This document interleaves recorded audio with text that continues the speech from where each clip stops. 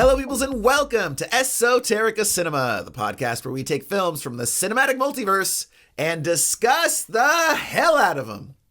My name is Jason Peters, and with me, as always, is the man who once danced the Macarena in front of Queen Elizabeth herself, Mr. Ryan Seabold. What's up, Jason? How's it going, buddy?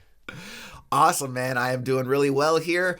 We're here to talk movies with my best bud, Ryan. And, you know, I love that the way that Komaram Beam loves dancing with Alluri Raju. So can't get much better than that. Because today we are looking at RRR. Do you have a description for us, my friend? Oh, buddy, I'm glad we're revisiting this film. For the fans of the show, I covered this in a very, very short episode.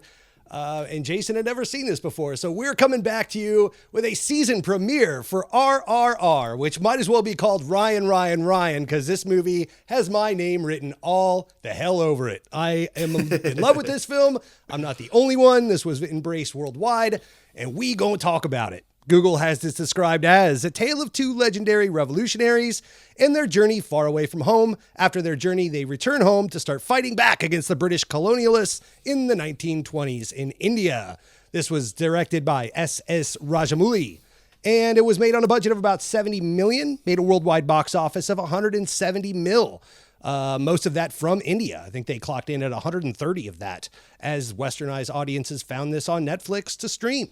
So this clocked in at 3 hours and 7 minutes. This is not a shorty. I know, Jason, you notoriously give me a lot of living hell for not liking long movies, but here we are talking about 87 minutes, Ryan's preferred runtime. 87 That's right. minutes. Yeah, just give me 2 episodes of a TV show. But yeah, this is definitely one of my favorite longer movies in recent years. There's a lot to love about this. This is a family affair. This was written by his dad, Vijayendra Prasad. It was had music by his cousin, M.M. Cream. The costumes were by Rama Rajamouli, his wife. And it was shot by Senthil Kamal, which is the 8th film, I think, that they've worked on together. So a lot of family love in this. And I think it comes out in Bromance of the Year, RRR. This was basically a fictional tale of 2 Indian revolutionary heroes, Alluri Sitarama Raju and Komaram Beam, who supposedly never met in real life, but this was kind of a little fan fiction, if you will, of like, what if they did? I kind of look at this as like Abraham Lincoln Vampire Hunter. Did Abraham Lincoln fight vampires? I don't think so, but it'd be a lot cooler if he did. And who's to say he didn't? I'm not here to tell you he didn't. Maybe he did with an axe. Yeah, so yeah, here we are. Well, yeah, and on that note, I was really interested to read that he was actually inspired by Quentin Tarantino to do that very thing. So I saw that. Which, yeah, apparently, so he actually lists like Django Unchained as like one of his top 10 all-time favorite movies. And a large part of that has to do with the fact that it was like the film that opened him up to the idea that like in a fictional story, you can rewrite history, you know? And Quentin Tarantino is by no means the first person to write historical fiction, right? Yes. Like, I mean, that's been a literary genre for well over hundreds of years, you know, but obviously he popularized it for some people in cinema. So yeah, I mean, this has gone on in movies. You know, he listed movies like Inglourious Bastards as well, Motorcycle Diaries about Che Guevara, and even Braveheart, talking about William Wallace, you know, and who's to know what happened to William Wallace in the times when he's in the woods and just hanging out. So, but Mel Gibson said, let's talk about it. And maybe this happened, and probably none of it, but it was cool. So and he won Oscars. So, yeah, anyways, this was a fun movie. It was a big budget action flick. There's a lot of hyper stylized violence and craziness, but it also had a lot of heart as well, which I think is what people really attach themselves to and what separates this film from your average Michael Bay film. But we're going to talk about all that. Jason, before I get too far into it, though, I got to ask you, as always, my friend, what did you think about this movie? Ryan, I am going to be very happy to tell you. First, do just want to ask our audience, if you haven't, please go ahead and like and subscribe to our videos. And by the way, if you agree or disagree with any part of this review, or you want to comment along the way as you're listening, watching, etc., please go ahead and drop some comments in the section below. We'd love to hear from you. We will likely get back to you, let you know what we think as well. So please do engage with us. We'd love to hear from you. So Ryan, high level, really enjoyed this movie. Awesome. I really, really enjoyed this movie, which Cool. is kind of surprising. So for our audience, I've never actually seen an Indian film before. Just flat out have not. Ryan started watching a few of them within the last couple of years for some of the audio podcast episodes that we were doing, has developed an appreciation for that level of cinema, has been telling me, dude, you got to check it out. This guy Rajamouli, Bahubali Saga, RRR, etc., all this stuff. So, and it's funny because like coming into this film, from what I knew of it, it's not something on paper that's going to read like it's up Jason's alley, right? Because it's got like musical elements, and I'm not really much of a musical guy, though I am starting to come around. I'm wondering if that's kind of changing a little bit, because there's been a lot of sort of musicals recently that I have enjoyed. I don't like films with heavy CGI, right? Okay. I'm not really generally a fan of like melodrama, So like, and that all of those can really describe this film. So I was kind of coming in like, we'll see what happens here. And yeah, I ended up really, really enjoying it. And I think a large part of it is, there are certain films where you can't help but appreciate the passion in which they are made, right? Like, there's just some films where you can tell, like, oh, these people loved making this movie, right? Like, this was a work of passion. And that's generally where I find that works that may not necessarily be right up my alley, that I tend to respond to them positively. And I get that sense when watching this movie, right? Like that, like Rajamouli was so stoked to make this movie. He loved the music and the dancing that was in there. Just the earnestness of like the bromance between these two characters is like, it's so charming. Like you can't, it's literally, there are scenes where it's like the, raindrops keep falling on my head sequences from like Butch Cassidy and stuff, where they're just like, they might as well be skipping arm in arm through like fields of lilies and stuff like that. Like the shot right after they, save the kid and embrace arms, where they're like running towards each other underwater. Like, so it's so innocent and sweet. And it's the type of thing that like, if you were going to be cynical about, you could definitely sort of like make fun of or look at in a negative light. And I also wonder if like younger Jason might have been that way, right? Sure. But there's, now being a little bit older and just sort of like appreciating just genuine compassion and brotherly love, especially, that's not something that we see here a lot in the States, right? Like, we're not necessarily as open just as a culture, when it comes to expressions of brotherly love and things of that nature. So when you see these very just sort of like pure expressions of that, I think it goes a little bit longer or a little bit farther for and especially in an action film of this caliber, where it's like mostly based on heavy action sequences, like saving the kid or, gunfighting or, fighting in the woods or fighting a bear or a tiger or whatever it is, to see any kind of like emotion amongst, usually we're used to seeing Vin Diesel or The Rock or whatever. And as much as Vin Diesel wants to talk about family, he's usually doing it in a very gruff way, not giving Tyrese a piggyback ride after a dance contest. You know what I mean? So absolutely. Yeah. If you're out there, Vin, and you're watching, more piggyback rides in your movies, man. We need that. We need to see the family dynamic. Yeah. See, we want to see that with him and The Rock, but the problem is that like neither of them can decide like who gets to be the one carrying the other one, right? Who's top and who's bottom? Get this like chip. Yeah, exactly. Hey man, we've all been there. On their shoulder. Now, I did want to ask you, Ryan, because obviously, as you mentioned, like you have seen this movie before. Yes. So, and it was fairly recent too. It wasn't like years ago that you saw this or anything. So how was it a second time around? Was it just as enjoyable, more or less? How was it for you? More enjoyable, I will say. Yeah. Because the first time I went into this, I went into it totally blind. I don't think I'd even seen a trailer for it. I think I just went, because if you go back and listen to the episode, I was shocked at how long it was, because I didn't even know the runtime until after I was like 10 minutes in and I went to go check it. I think it was like 11 at night or something. And I was like, oh shit. Like, I just totally tanked myself. So, this one, I knew what I was going into, and it allowed me to appreciate, especially with this being a full length episode.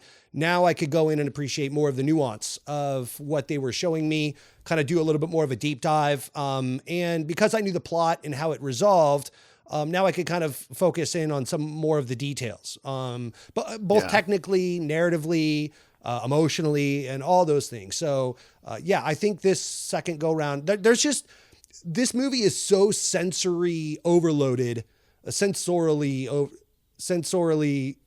whatever. There's a lot for the eyeballs, a lot for the eyeballs, a lot for the ear holes. I also just, humble brag, upgraded to 4K in my theater room. So 4K, 4K projector, 4K stream. So it looks so beautiful and vibrant in its 4K format, and the music and all of that is just so loud and overwhelming. It's really powerful. So little things like how fire and water are represented for Rom and Beam respectively throughout the film that I missed because I didn't really get that was kind of a narrative tool that he was using. So as Ram is Ram, I think is the character's name, if I'm not mistaken, as Raju is being showcased throughout, like there was like a wheel, a tire that had like come off and it was on fire, and like, but he's like walking down the street, so, and he's in the middle of this tire that's like following him along, and he's like kind of,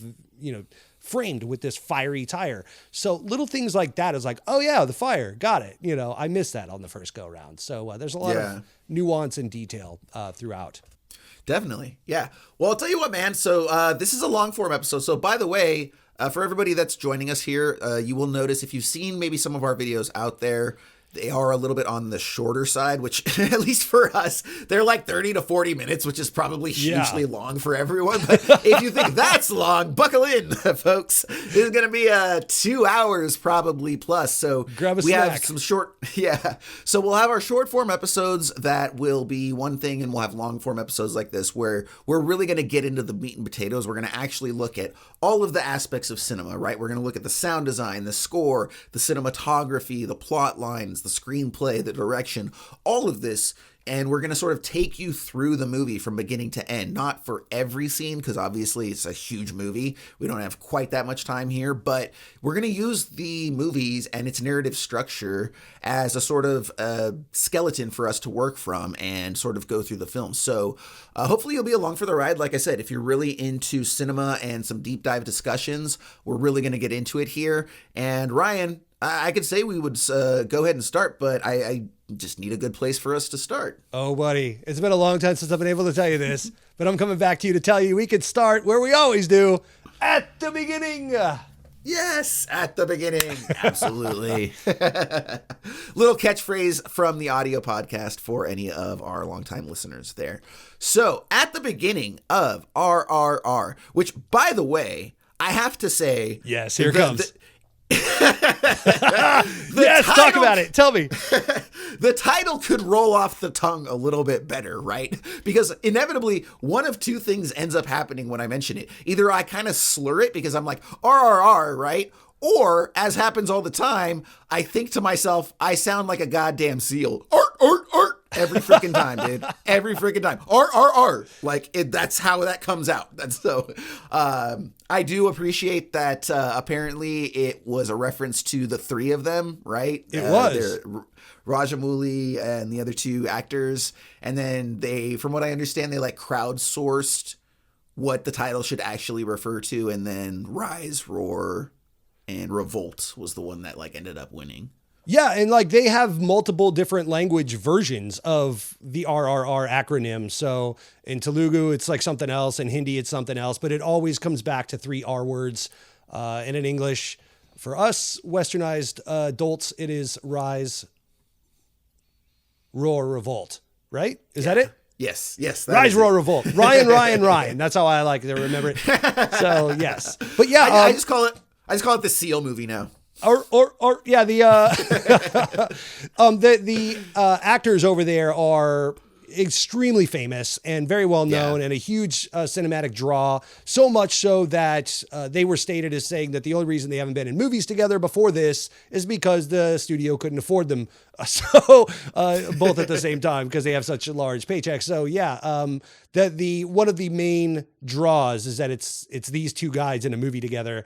And directed by Rajamouli, who is also seen as a titan in his industry over there as well, like a James Cameron of sorts. So, yeah, good stuff. But what I was hoping you were going to talk about is the studio intro for Penn Studios and how freaking epic of an intro that was. I thought we were starting the movie when I first saw it. And it was like, oh God, this is awesome. And then it was just like Penn Studios. And I was like, oh shit, that's just the studio intro. I cannot wait to see what this movie has in store. So good on Penn Studios. T2000 studio executive that sort of like morphs from liquid nitrogen into like a person. And then there's like fireworks and sweeping all this stuff. Yeah. So it's like, and then I also think it's hysterical because immediately the title card afterward is like the most generic like India film production, like just text against like an entirely black screen or something like that. Came from like 1966 or whatever. But yeah. So, but then after those studio cards, we get some like really dramatic music and sound design that really works. The speakers and headphones kind of gives you a treat to what you're going to expect here. We open on a young girl who's singing a very beautiful song as she sits among her people, and soon an English couple comes in, takes her away. They think that they leave her a few pounds, and the people think that they're paying her for her song, but actually they're kidnapping her for reasons which, if we're being honest, never really come to light. Like, they could have any kid, and they were just kind of like, oh, we want that, but then like, there's really never really explored. They don't really seem to be doing anything with her. Like, but obviously this is a film with very clearly delineated lines of like good and bad. And we're not here to like explore morally complex ideals or things like that. They have her doing the tattooing on the hand and stuff because she's doing that to the woman in the village. And then she's singing this beautiful song. And she's basically like, basically they're treating her as entertainment or a pet of sorts. You know, we could wheel this out to our westernized visitors and, showcase some of the local fare, if you will. It'd be like taking the best Indian food, this curry is delicious. Fucking we're taking the chef home with us. It's like, wait, what? Yeah. So that's kind of the way I look at it. Well, and it's also just, and also, like I said, part of this film is that it's not, again, like it doesn't have complicated emotions. It's not like, who's good and who's bad. Like it's very clear, like the good guys are really good and they're always good, and the bad guys are really bad and they're always bad. So and always it's white really just and always English. Yeah. So it's really just establishing the English crown as like these evil bad guys. They're basically treated like the way that like most people treat Nazis in films, right? Just these evil dudes that are there to do evil and nothing more. Right. So we see that, and we get that by the early scene where dismayed the Indian woman comes out and chases after the child, and the soldier is going to shoot her in the head, and then the evil governor comes out and gives the whole speech about how the Indian's life isn't worth the £1 that the bullet cost to manufacture and send across here. So again, very clearly delineated lines of good versus bad. Which, real quick, by the way, to touch on that, let's not forget that this takes place in the 1920s. So just to give a little bit of perspective, in a previous episode, not long ago, we just talked about Dunkirk, which would have been in the early 1940s. So this is only 20 years before that. And, in a movie like Dunkirk, where it's, again, so delineated that the British were these good guys that were trying to go, free the French and take on Hitler and all these things that good guys do in the war, then we deal with this. And it's a stark reminder that, the world isn't always so black and white sometimes, because even just 20 years prior, and even through, World War II, you're talking about the British Empire and their colonization of, various other countries. So I thought it was interesting, just historically speaking, to remember that, the window of time, we're talking about 20 years. So what is that, 2000? The year 2000 to now is the difference in time between this and Dunkirk, if you want to like put it in context. Kind of weird when you think of it that way. Yeah. Yeah, absolutely, man. Now, I will say that the film does a really good job of setting up the overall story and conflict, as well as the aesthetic, right? With just between the pacing, the editing, the cinematography, it's kind of showing us what it is very early on. But the one aspect I think that jumped out initially, among many other things, is the sound design and the score. Oh, yeah, buddy. So for those who are joining us for the first time and maybe don't really know too much about my dear co-host, Mr. Ryan Siebold, he is a sound guy. He makes his living recording sound for various entities, and so very knowledgeable about this sort of thing. So being a sound guy, Ryan, I thought it would be a good place for us to start with. So what did you think about the overall sound design and score, and then how did that inform the film in your opinion? Well, there's a lot going on. It's a long film and a lot of sound design, but I will say, for starters, turn this up. Listen to this on the biggest set of speakers you got, because there's a lot to enjoy. It's very rich. Or headphones. I will say that, like, I actually listen with these very Beats headphones sweet. that you're seeing on me right now. Good call. And yeah, they've got really good spatial audio. So yeah, so it's like, you can hear right off the bat, it's like starting from left and panning to right and going up and down and just working all of the different elements. So like, yeah, either kick-ass sound system, but also really good set of headphones is an awesome experience too. As I mentioned right up top, this was composed, the music was all composed by the director S.S. Rajamouli's cousin, M.M. Cream. Mm-hmm. So I guess they use a lot of initials over there. For starters, let me just go ahead and give the standard disclaimer that we always give on this show, which is Jason and I are westernized idiots. We admit that. We do our best. If I mispronounce any of the names in this film or misrepresent any foreign cultures, I have nothing but respect for everyone that was involved in this film. I know Jason does as well. So just be patient with us. We're trying to work through it and be better. But yes, this was composed by M.M. Cream, which is short for a very long name. So, but it was so dynamic and so full of emotion. I will say that the songs deliver lyrics almost like a Greek chorus, where they're kind of filling in some narrative stuff along the way.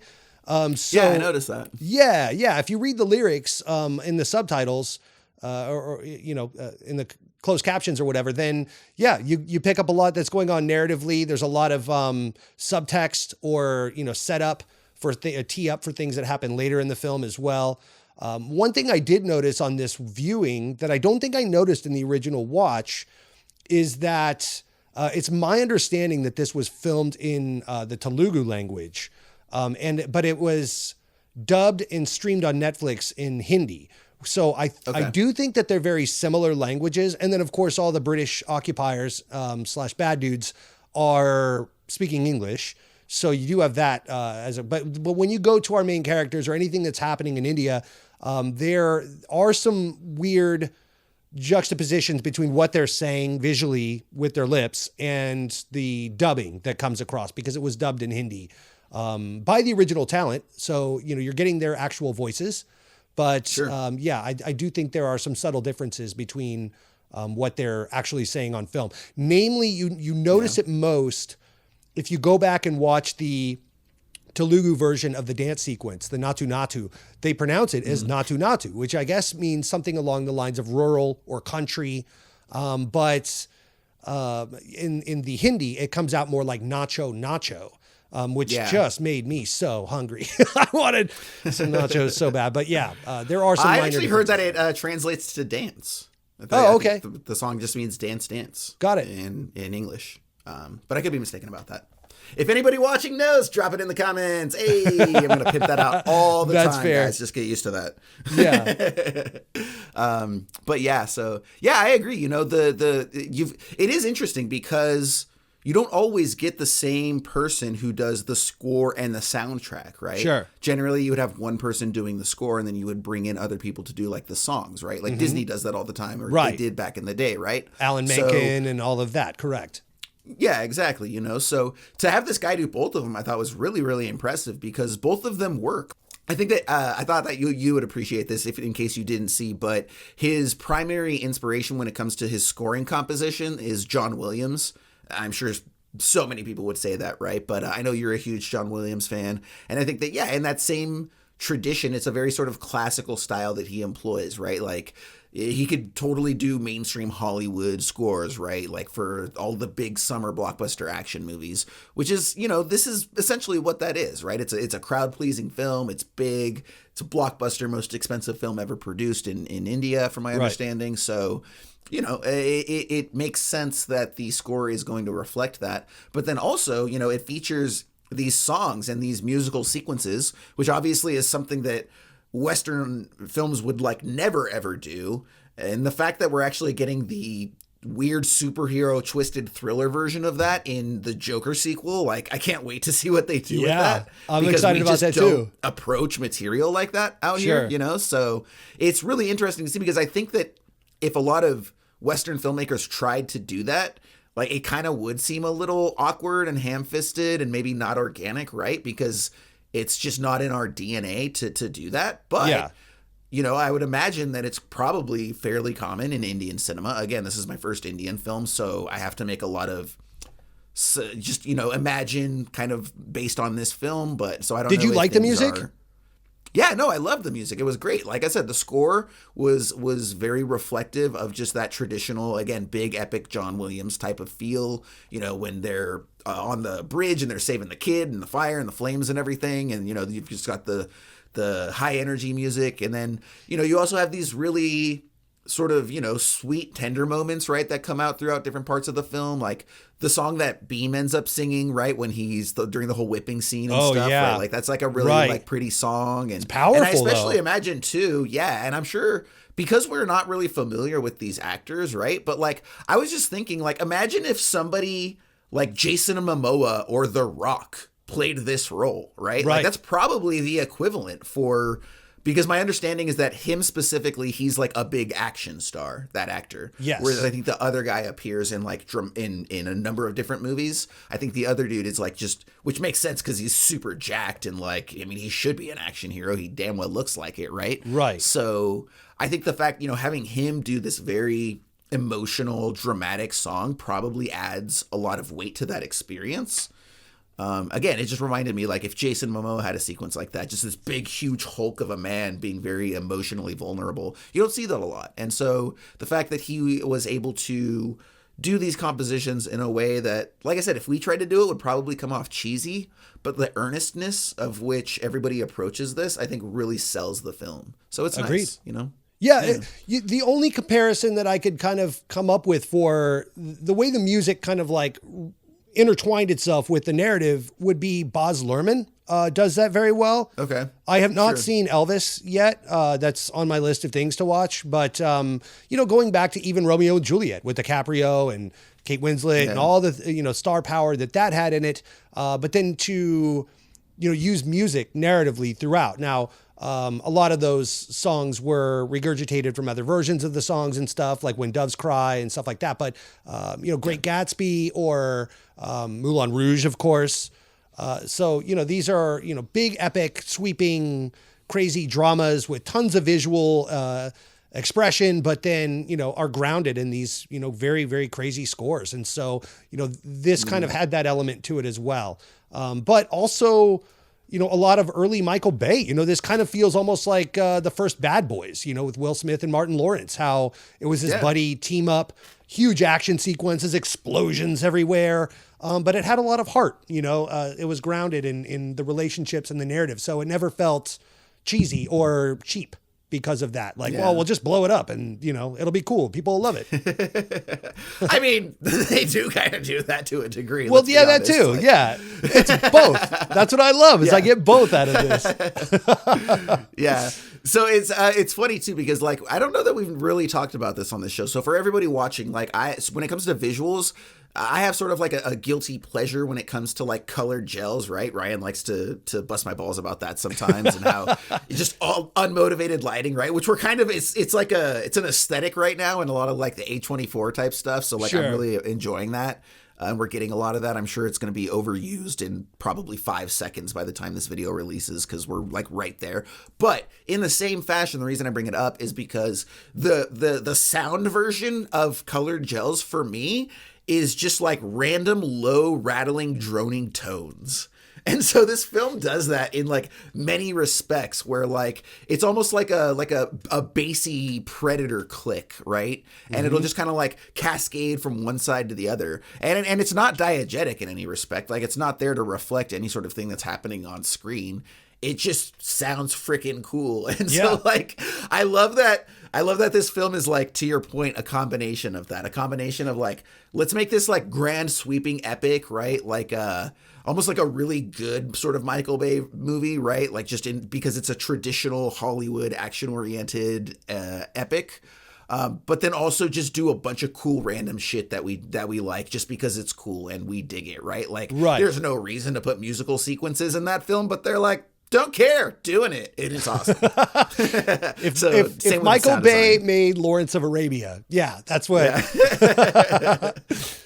You wouldn't think Michael Bay and David Lean, you could split that difference, but hey, here we are. Here we Props are. to you, Mr. Rajamouli. Yes. Yeah, I mean, this is firing on all cylinders. It's visual, it's audible. I mean, it's emotional. It's a narrative tale of good versus evil that I think everybody can relate to. Persecution. It's a very tangible narrative structure of like, this good, this bad. And the bad narratively, and I'm sure we'll discuss here shortly, but it's so bad. Like he doesn't shy away from how bad. And so, you'll see a woman get hit in the head with a log very hard and, killed or knocked out. So, the level of abuse and persecution and all of that makes you very easily emotionally connected to the good, because you see that the counterbalance very clear cut. Yeah, absolutely, man. So real quick, this is actually a good time for this. I did want to bring this up because I'm going to make a comparison here, but prior to the show, I actually shared with Ryan an article I found that lists SS Rajamouli's 10 best films of all time, right? Mm-hmm. I'm not going to read the entire list to you, but of that, go ahead, if you want, go ahead and find it online, right? It's a fantastic list. But what I will say is that Rajamouli has 3 animated films on his list of like the 10 best films of all time, right? One of them is The Lion King. One of them is Aladdin, which is the entire reason that I bring this up, because I think there are so many comparisons to Aladdin that you can make with this film from some of the musical sequences. I feel like the emotion of the character of Kumaran Beam is actually like very closely modeled to our main character in Aladdin, right? You've got just like this like purely evil governor that's very much like purely evil Jafar, right? There's these sort of like melodramatic things about, family and double crossing and finding that out and all that sort of stuff. So and acting like someone that he's not, he's a street rat that then comes in and acts like he's something else and his cover is blown and then he's got to redeem himself from that as well. So yeah, and it turns out at the end that he's like this like actually like huge prince or whatever it is, right? But and then just because it's so wonderful that this is the case, one of Rajamouli's top 10 films of all time, best of cinema to ever exist in the history of cinema, Kung Fu Panda. Oh. He lists Kung Fu Panda as one of the best films ever made. I don't think there's a Kubrick film on his list at all. And he's like, 2001? Nope. Kung Fu Panda, bro. And I love that. And I think that's why this film works, right? Because like he's obviously a very just open, like innocent in terms of like what he likes, and that comes through in this film. So like if when it comes out that the guy that made this film, like one of his favorite films is Aladdin, you're like, oh yeah, totally makes sense. Right? Totally get it. Yeah. And just cartoons in general, because a lot of the things that are happening in here are not afraid to be a little Acme. You know what I mean? Like you get some Wile E. Coyote dynamite blows up in the face kind of moments throughout. So yeah. I think that makes it fun. Absolutely. Yeah. Now, the next sequence introduces us to our protagonists. Hey, we told you we were going to be long-winded, right? 35 minutes, and here we go, introducing our protagonists. Page 1. With the prologue out of the way, the story can begin. Now, our next sequence introduces us to our protagonists. The first is Alluri Raju, played by Ram Charan, who, again, is one of India's most popular and expensive actors, as Ryan noted. He plays an Indian man who has seemingly defected to the British Army. The embassy that he stands guard at, it's like heavily surrounded by like masses of people. We're getting like rocks thrown at him, and then a rock hits the picture of like the queen, I believe it is. And then the men are ordered, the soldiers they are, to find and punish the person responsible. At that point, Raju leaps over the fence in a very superhero style and becomes a one-man army where he just goes on like a wrecking crew through these mobs of people. We get some really fantastic and epic action sequences, but also some claustrophobic sequences too. So there's like 2 parts of this particular battle that really stood out. The first is when they're driven to the top of the rocks, and then like each of them starts like hitting down, and like, yeah, same thing with the sound design, like the crunch of those people hitting the ground. You're like, oh, that hurts, right? Like you can really feel that. It's very kinetic and vibrant in that way. And then the other would be sequences where there's like mobs of people around him. He's in this like cocoon of people, and they end up, getting what must have been like 30 people basically to make almost like this a dog small pile pyramid of sorts. Yeah, a dog pile, but with enough space for the camera and the actors to be inside and like shoot an action fight, like a fist fight. And that's really cool. Honestly, I was trying to think if I had ever seen that scene filmed me too. That way in a movie before, and I don't believe I have. And I don't believe I have either. Right? Yeah. It's the first time that I've seen the camera go underneath like a fight like that and see realistically, or as realistically as you can portray it, how you would in fact get out of that situation. And the answer is one at a time. I'm going to break your hand because it's around my throat. I'm going to poke this guy in the eye because he's behind my back, choking me out. And then I'm just going to go through this and demolish these people one by one. Because if you're subdued by, call it 20 people or 30 people in a crowd of hundreds, if not thousands. And by the way, that was also cool is Rajamouli's use of wide shots to show the scope of it all. Yeah. He's never afraid to zoom way the hell out and show like this guy is a speck in a crowd of thousands, that are all that he's got to manipulate and maneuver his way through. But it's just, I'm going to go through this one by one and get rid of you guys. So that's, what's the threat that's right in front of me? And then also like what you said, showing you from his point of view, looking to kind of plot his next move. You feel like you're in that moment. He did such a good job putting you in those shoes to kind of, because it's all happening very fast as fights tend to do. So it's like, he doesn't lose the adrenaline and the energy of the scene, but he also gives you good context and allows you to be a part of it versus just this flurry of Paul Greengrass style, whip pans and snap zooms and, all this stuff that feels very energetic and cool and has a lot of adrenaline in it, but you also lose the perspective or feel like you're a part of it in any way.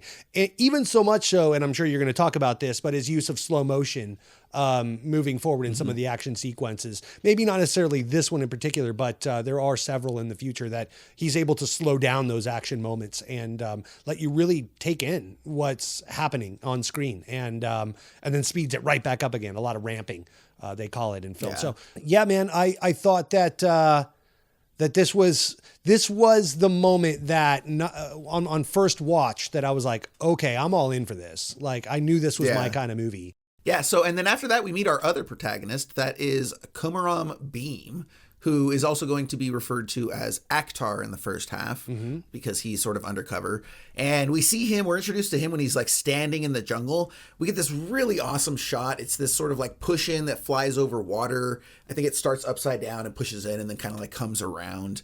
And he, sort of turns around to the camera or something like that. And he's just this massive hulk of a man, right? And he pours blood over himself and he waits. It turns out that he's setting this trap and ends up being chased by a wolf through the jungle.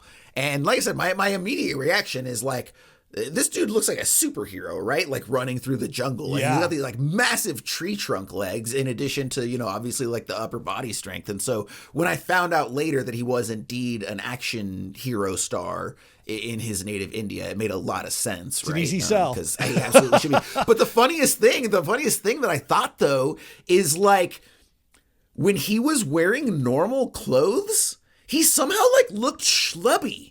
Yeah, it was the weirdest thing. Like he's like the Indian groundskeeper Willie, where like he's just in his tunic and you think nothing of him, and then he's like, "Let me at him!" and like tears it open, and he's just absolutely shredded and jacked. Yeah. And it was like, oh my god! Because even the other actor Raj, when he's got his very angular, chiseled jaw, right? And so. His physique, even when he's just wearing like, a regular shirt or whatever, you can see it. But there's something about the other dude's face where it's like, yeah, man, like he looks like a schlubby accountant until he tears his clothes off and then he's a jacked superhero. He's got a very round Clark face. Kent Superman. Like I do, I have the same thing. So he's got a very round, but I don't look like that when I take my shirt off. Dude's a beast. But at least they introduce you to that right out the gate. So it does not have the groundskeeper Willie take on it, because the first time you see him, like you said, he's in the jungle with his shirt off and just like ready to go, pouring blood on his face, fighting a fucking tiger and the whole thing. So, yeah. And as he's chased by this tiger, he's running through the jungle, and then he ends up being flanked by a tiger that jumps out, and that leads him into he sort of leads the tiger into this netted trap, which, by the way, if you have Netflix, this is the scene that they like have on like the auto preview or whatever. Okay. But it's the trap falls down,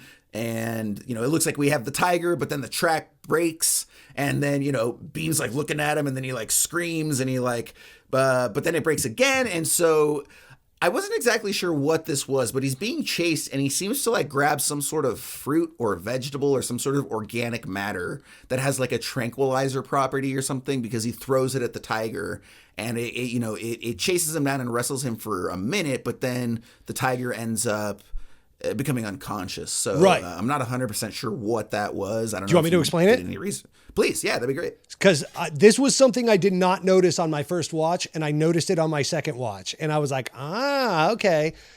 Because not much longer after this, after the two of these dudes meet and they start palling around town, you'll see that Homeboy's got two Fred Flintstone-sized chunks of meat on his shoulder, and he's like walking through town, and he gets, and he's like, and he has to duck out from the other guy so he's not seen or whatever. And then you see him shove these fucking huge things into a doorway hole, and then he's like, eat up, my precious. I'm just gonna, take you for my own purposes or whatever. He's feeding that to the tiger.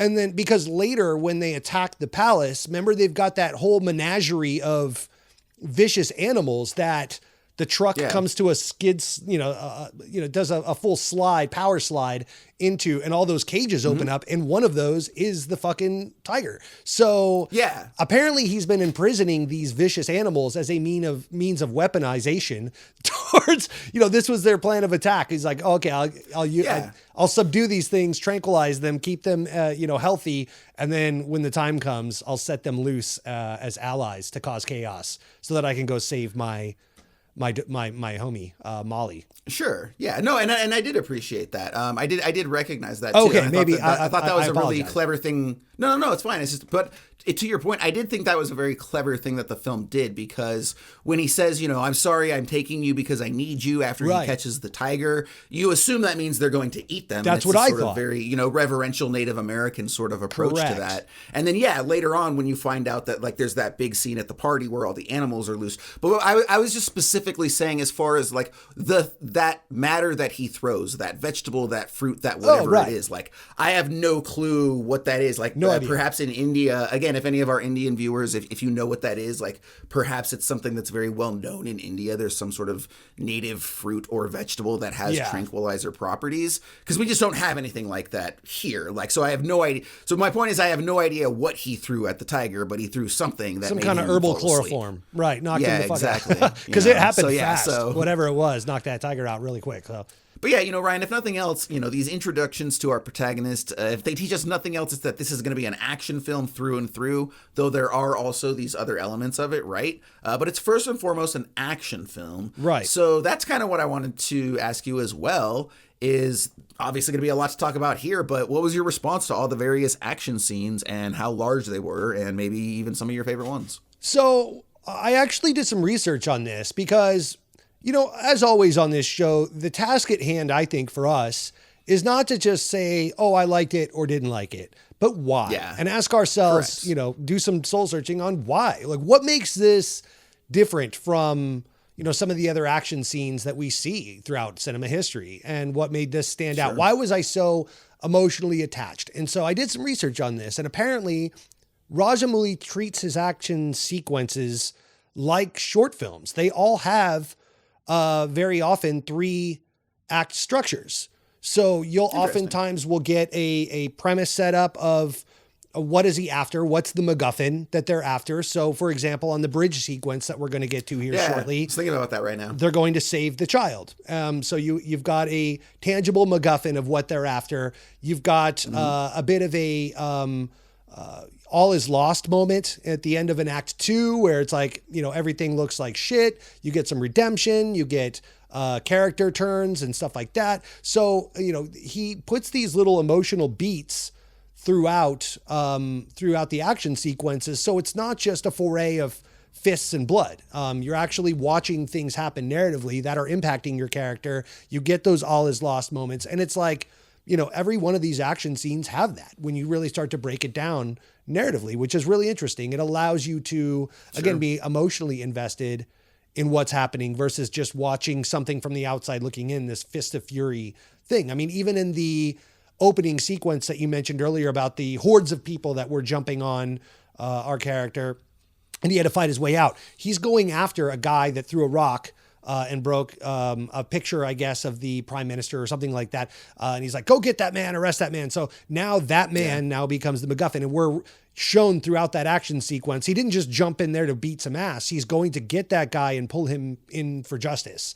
So, throughout that. Well, also specifically because he wants to be like promoted to special officer. Correct. That's his whole motivation. Right. That's his we MacGuffin find that out later. This entire thing. Yeah. Right. But, just that there's, purpose and emotional beats and stuff like that intertwined throughout the action sequence. And then, with the score and stuff like that. Also, again, the size and scope of it all. So again, going back to that opening sequence of the dog pile scene in the beginning, he showed several wide shots. I mentioned this earlier, almost like it was shot with a drone of the crowd. So you could see how, big of a pile this guy was in. And they shot that in segments with plates. So they would shoot them 100 people at a time for this slice of the screen frame, and then move everybody over and shoot it again, and move everybody over and shoot it again, so that makes sense. They would enhance it with CGI, like the Battle of Helm's Deep from the Two Towers.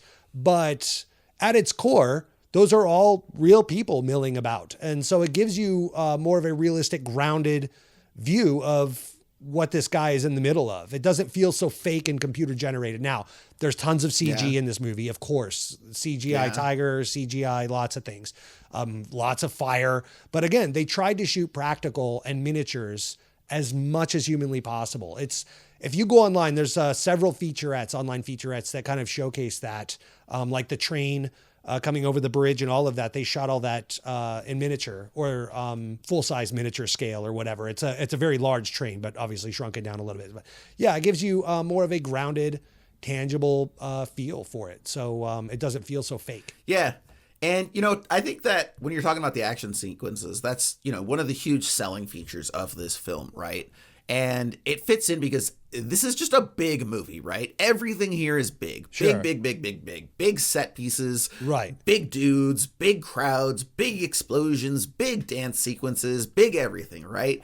It's like the Texas of Indian films. Everything is bigger, right? Like yes. It's how can I crank this to 11? Yeah. Yeah, exactly, And I love both of the character introductions. And again, the scene where they meet saving the kid and, they go over the side of the bridge and embrace arms together and introduce each other, right? Like it's all, even, the breaking into the party, right? Where you mentioned it, they unleash all the animals and like everything's just massive chaos, right? Which, by the way, one of my favorite shots or series of shots is in that fight. It's to your point earlier when they're doing the fire and water. The fire and the water. Juxtaposition. Yeah. Right. And they show Raju and he's got like all these flames around him and everything and he's advancing, and then they show Komaram and he's got like the fountain has like been basically destroyed, but all of like the hoses are sort of like waving around back and forth with like water spurting everywhere around. Almost like a hydra or something, I think they even have their 100%. Fountain facades at the end, like dragon facades or something like that. So they're, got their water breathing dragons or something. It's cool. Yeah, so that was where that theme sort of presented itself, as well as other areas. But I think, in mentioning my two favorite scenes, action scenes specifically, it'd probably be those two. It'd be the scene where they save the kid and they introduce. Also, just because, again, it's so adorable, the bromance that they have immediately after that culminates from that initial scene that obviously carries throughout the entire film, is a large part of the charm. And then, just that whole sequence with the animals unleashed and... Again, the fire versus water aspects. Also, like, him going full, like, God of War Kratos with this chain and like grabbing concrete pillars and like ripping them out of the ground and chucking them at Raju, dude. Right.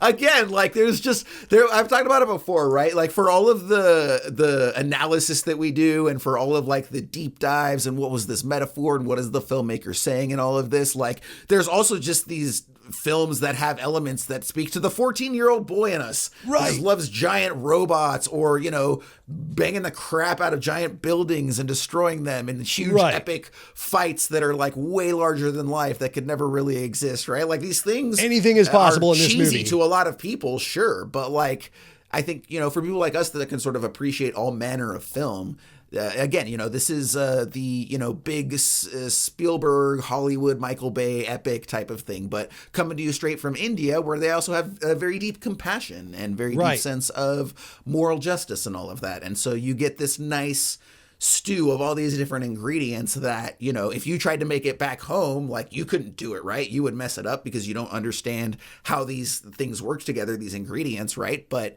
then, you know, you go to India, you get some homemade curry over there and it's like, oh, wow, this is really good. You guys actually know what to do with these ingredients. Whereas like, this is foreign to me, so I don't, right? Right. Yeah. It's definitely a cultural thing, but they are they're not afraid to be a little silly at times too. Like the Prison Break action sequences when the guy's doing a straight chicken fight on the dude's shoulders and he's got the two rifles because his legs don't work. He's been brutally beaten at this point.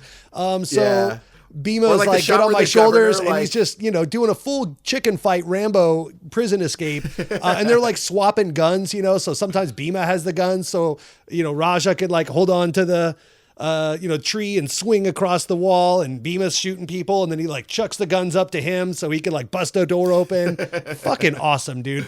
It's like, you're absolutely right. I felt like a little kid playing with my action figures, with my G.I. Joes, and I'm making him do like unrealistic, like jumps off the bed and then he jumps in his vehicle and pieces out, you know, totally, you know, little kid aggro, adrenaline rush that I get watching this. But again, grounded in a lot of vibrant color. I mean, to your point, that fire and water scene, beautiful, oversaturated orange lighting on everything. And then you cut to the water and it's all these blue, cool teals. And it's just really gorgeous to watch in the midst of all this hyper violent, you know, action. And then, you know, when they're in the jungle and stuff like the tiger scene, it's all this hyper saturated green. It feels very lush. But then when you're back in Delhi, like where the mob scene is in the opening, very arid and dry and orange, like you're almost like you're thirsty. You're like, oh, my mouth is so parched. But then you're in the lush, you're the next scene, you're in the lush jungle and you're like, ah, like Mowgli and Baloo the bear just going down the river. Everything's fine, you know? So visually speaking, I think that, man, they whooped ass on this. They were able to tell a lot narratively just by the colors they were using on the color wheel. Yeah, absolutely. So narratively, shortly thereafter, we learn that Akhtar is posing as a mechanic, a very modest guy, while Raju is offered the prize of being promoted to special officer if he can find the person they're referring to as the shepherd, who is looking for the young girl, Molly, that they have kidnapped, or Mali. I'm not sure exactly how you pronounce that, but he poses as a revolutionary to gain some information, ends up leading him to the town where Akhtar is hiding, and that's where we get the sequence where the train ends up exploding on this raised track. It surrounds this kid who's below on the water. You know, Raju waves to him from the bridge to get his attention. Akhtar, you know, returns it. He's like, hey, buddy, yeah, I got you. Jumps on his motorcycle, meets him. And that's where the two devise this plan to save the boy. And, you know, they tie themselves to the ropes. They both book it the other way, one on his motorcycle, the other on his horse, jump over the side of the freeway. And then the cool thing is, to your point, because these action sequences are like little stories, I did actually go back on YouTube and watch this sequence again just to brush up for this review. And yeah, there was a couple little things I noticed, like when Raju is sweeping down and he has the flag, he like unfurls it and like drags it on the water. Right. So that when he like throws it to Beam and Beam wraps himself in it to go through the flames, like that's where that protection is coming from, right? Because it's been like soaked in water. And there's just a little touch, you know, at first I thought it was just like the waving the flag for a visual element, right? Because it just looks cool, like with him, you know, going forward and in the background. But yeah, it actually has like a a reason for doing that aside from just looking cool. And so there's a lot of little elements like that you'll notice in these action scenes as you sort of go back and rewatch them. So the fact that you're saying that he treats them like these little sort of 3-act mini stories, it makes perfect sense, you know? Right. Yeah, it's a lot of fun. He busts out of that flame, Bima does, like Michael Jackson from the Black or White video. I don't know if you remember that, but he just like comes out like, rah, ready to go. I was like, whoa, he's back, baby. And then he beats the shit out of a car for no reason at all. Yeah. And everyone's very confused. He hates his car. So he hates these cans. He hates his car, but he also kind of wants to bang it with his pseudo-sexual moves. A little bit. I'm not sure what's going on here. A little bit. A little titany at this point. But yeah, so then after that, we get this immediate sequence of the two men running towards each other underwater. They sing and we hear this very earnest song about friendship. It's very sweet. Like I said, kind of almost these jaunty tunes about like how much these two dudes just love each other, even more so than like what was it, Serious Weight or whatever the film with Nick Cage and Pedro Pascal that none of us can ever remember the title to. Right. Yeah. I always want to call it The Unbearable Lightness of Being, which is obviously a very different movie. I always want to call it The Unsurmountable Weight of Massive Talent, but it's not. It's The Unbearable Weight of Massive Talent. The Unbearable Weight of Massive Talent. That's the one. Yeah, I don't know why I overcomplicate it. Unbearable is way easier to say than insurmountable. Well, I don't know why I go there, but here we are. Yeah, so I would say that this bromance even outdoes the two of theirs, which is even a pretty strong outdoes bromance. The two of ours, Jason. Aw, I don't know about that. I don't know. I think we'll give him a run for his money. Hey. I think we need a dance-off to decide There's only one way. Yes, we need to do a full-blown dance-off. Or just take our shirts off and lock arms, just get in there. Now here's the thing. I can't do like very stylized, sort of like synchronized Indian dancing. What I can do is flail my arms and legs wildly to EDM house music. So that is going to be what I am going to propose. Okay. Is we all dance individually, much like the Lobster, right? It's like where they're like, oh yeah, no, we just all put on headphones in the forest and dance individually to EDM. Like that's going to be what I'm going to do, but I'm going to dance the hell out of that floor. So EDM dance off coming to you. You heard it here first. That's how we like to do things around I'm here. excited. I, for one, am very excited about this. I cannot wait. But yeah, so I mean, we've talked about it before, but obviously, this is a huge part of the charm of the film is these two guys and their relationship and their blossoming bromance over the course of the film and how, wrecked they are when they find out that each other is sort of working for the other side, or at least they think they do. So I would imagine that was a large part of the charm for you as well. Absolutely. Yeah. And then after that, we have this love interest for Beam. She's sort of introduced previously, but she comes back. Her name is Jenny. And she's part of a royal family, but she's like the kind one, right? There's always like one good one in the evil family, right? So that our protagonist can fall in love with them. And that's exactly what we have here, So, a little bit of a Cinderella, again, in keeping with the whole Disney theme, right? Like evil family, but there's the good one, So... And we notice that she's driving. Raju comes up with this scheme to sort of get him together with Beam. And he does, but they also don't speak the same language, Jenny and Beam. So they can't really truly communicate with one another. But there's obviously an instant attraction. And then that inability to openly communicate does lead to some sort of charming, meet cute moments, if you will. So, yes. We get a little bit of that. Again, this sort of very innocent, the romance itself is very pure, right? It's one of those love at first sight, and they both just really dig each other, even though they have no business doing so. And so it sort of keeps in line with the overall feeling and aesthetic of the film. But then he quickly comes to find out that she is buying stuff for Mali, the girl that he's looking for. So this young girl is being kept in the palace where his love interest resides. So it's kind of now this, what do I do kind of situation where, I want to be with this girl. I really like her. She's very kind and sweet. But also, I need to use her to my own devices to get in there and bust this place wide open and wreck her family shit. Yeah. So what do you do? Answer is you wreck the family shit, as we soon find out. Yeah. Now this is where, so soon after that, Jenny invites Beam to her house, and sets up the very infamous Natu Natu dance sequence, which is just great. There's a reason that it won the Academy Award for best song. And in context of the story, I do appreciate the way where it's set up like a dance sequence, right? It's basically like a 10-minute "you got served" sequence, right? It is. Like Indian it's a dance style, brawl. It's a dance battle. Yeah, they're dance battling. Yeah, exactly. And that sort of brings up, another point about this film, which is that dance and music and song, right? This is all part of this film's DNA. We've talked about this before, traditionally speaking, especially out here, we don't get big, huge musical sequences and dance sequences and like action heroes singing these soliloquy type songs of drama and such, So right. It's potentially a juxtaposition that, may not necessarily work for all Western audiences. Like I could definitely see, I could see it going either way. If someone was like, dude, I really love that they did that, I'd be like, cool, it makes sense. If they was like, dude, that didn't go together at all, I don't know why they did that, I'd be like, yeah, it makes sense, right? So right. it worked for us. You're either in or you're out on this. Yeah, but what did you think of the music and the dance sequences? And also, are you a musical guy?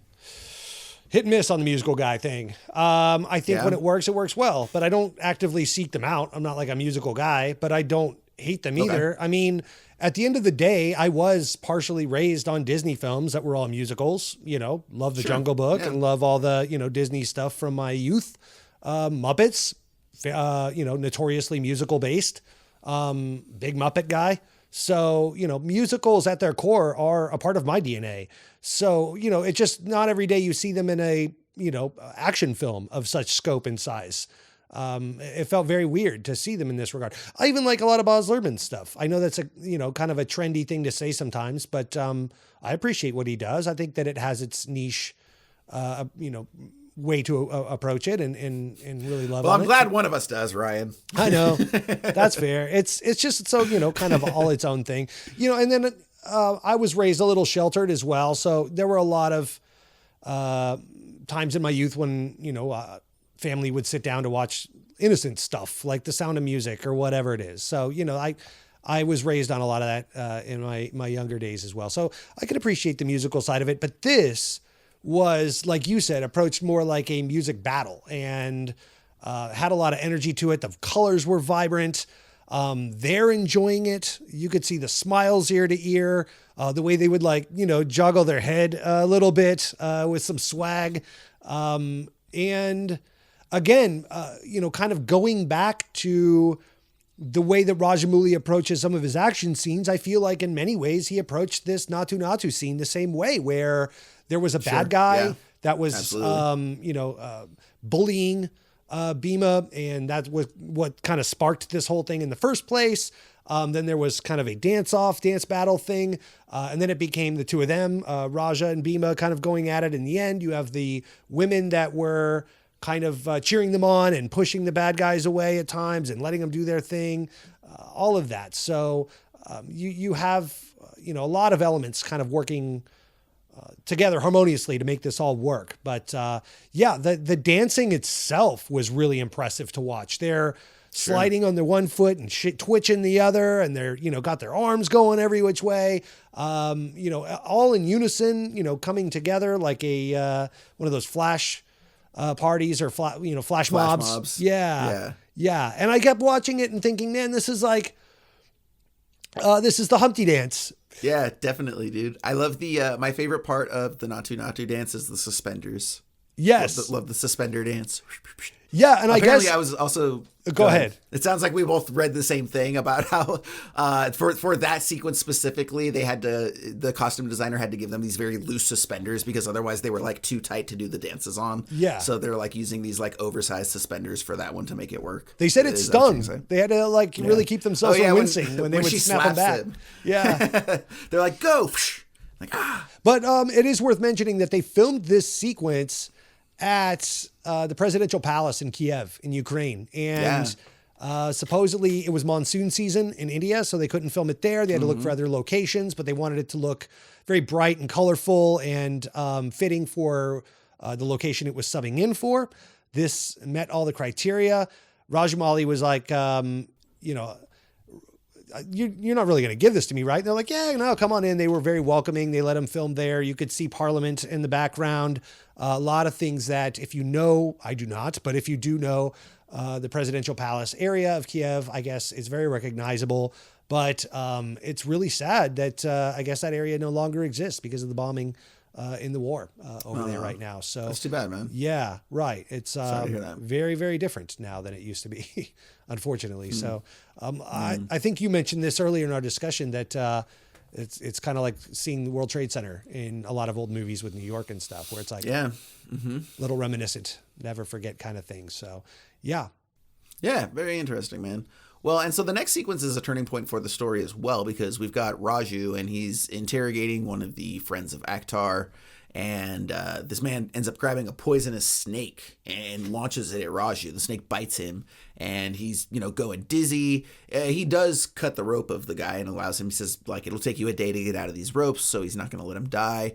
But he is stumbling around trying to maintain consciousness, ends up finding Beam in the middle of the streets as the venom is spreading, and Beam notices that it's him, is able to come up with and administer an antidote from some stuff that they find around, and then takes him home to rest. And this is where Beam finally tells Raju exactly who he is and of his plan to save Molly and all of this. And obviously the realization of Raju is very intense, but he's also suffering from venom poison, from being poisoned, so he can't really do too much about it. And Beam runs off to go, get ready to do this big thing at the party and save Molly. And then later we get the scene where, we see that Raju has regained his consciousness, and so he's unleashing his anger on this punching bag, and ends up knocking the punching bag off of like the thing, and then basically just like bloodies his knuckles punching holes in the wall. He's just dealing with all of this emotion, and again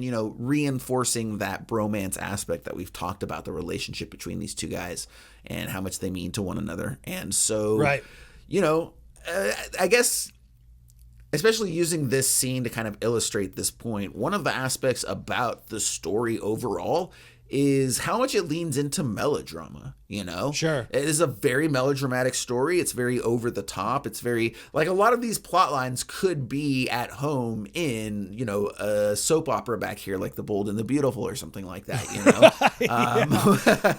where it's like, he was my brother, but now he's defected to the other side. And it's like, wait, has he really? No, he didn't, right? Like, so there's a lot of little things like that. We've got these very sort of like, I would almost call them like overwrought emotion, very like Oliver Stone type of like, more drama, give me more drama, I said more, right? Like, so everything's very effusive in that respect.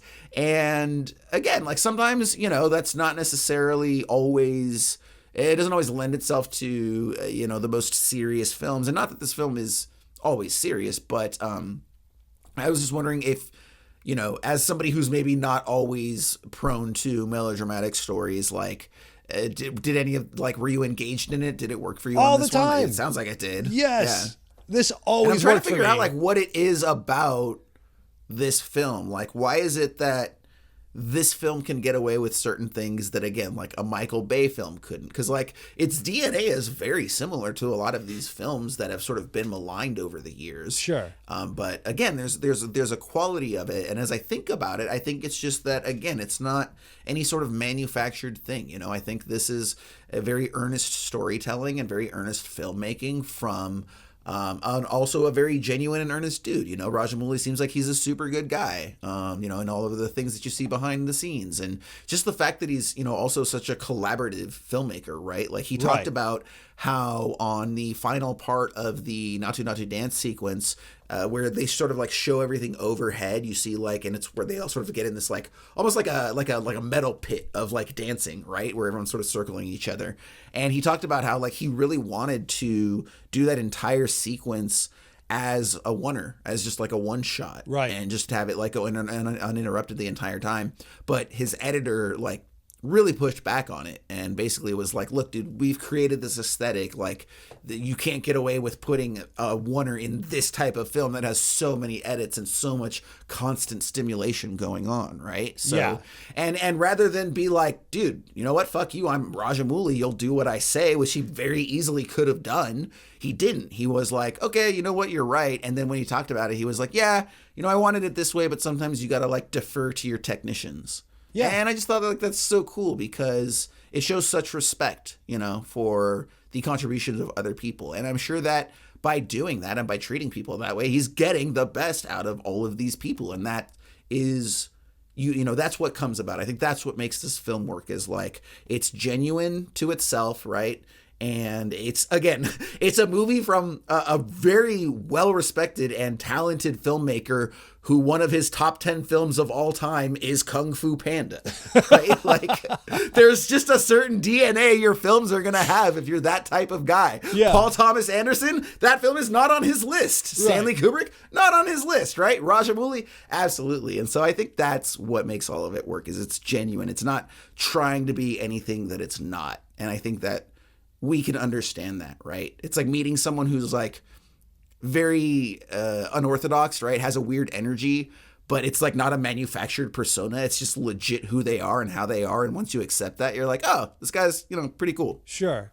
Let me go ahead and unwind this for a second, because I think that, to me, what makes those moments work, the melodramatic moments, is that he has already anchored from scene one. When you're in the jungle and Molly gets stripped from her community, from scene one, he's already anchored this with how bad the bad is. So you're walking into these character arcs with a lot of empathy and understanding of what it is they're up against, so that you're able to take a minute to grieve or feel for these people in these sentimental moments. I'll give you an example. So to me, the Michael Bay Transformers movies, they're looking for the Allspark or something completely unrelatable that's just this like made up MacGuffin, or unobtainium on fucking Avatar or whatever. And you get to see, which, by the way, is a real thing. Just want to say, it's actually a real thing. All right. Well, then call it obtainium. So they do.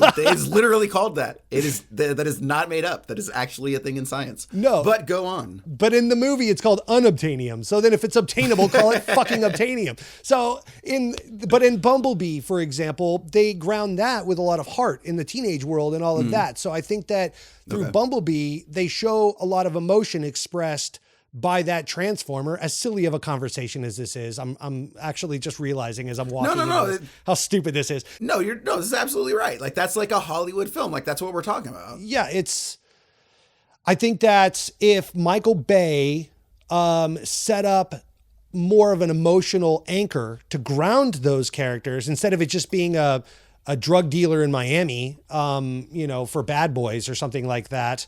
If he anchored it more, because, you're seeing torture, you're seeing, like you said, the whipping scene that's coming up here shortly with Bima when he goes on the platform. These bad guys, played by the way, very well by Allison Doody and Ray Stevenson.